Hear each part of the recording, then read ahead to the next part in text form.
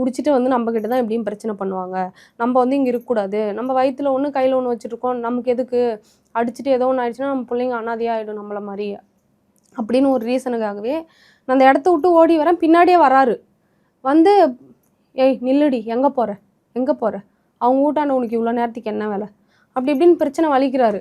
அப்படி வலிச்சுட்டு அங்கவே என்னை அடிக்கிறதுக்கு வந்தார். அப்புறம் அங்கே இருக்கிற பசங்களாம் ஒரு 2-3 பேர் தடுத்தாங்க. தடுத்துட்டு அங்கவே வந்து தாலியெல்லாம் பிச்சு போட்டாங்க.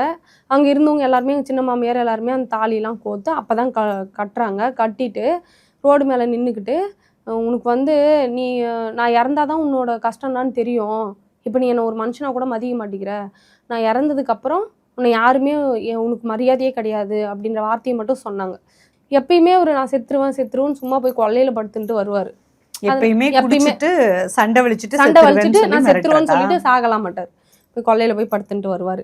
அப்போ படுத்துட்டு வரும்போது சரி அந்த மாதிரி நான் சொல்லிட்டு போவார் போல அப்படின்னு சொல்லிட்டு நான் என்ன பண்ணிட்டேன், நான் போய் பார்க்குறேன் அப்படின்னு சொல்லி அங்கே ஒருத்தர் இருந்தார்.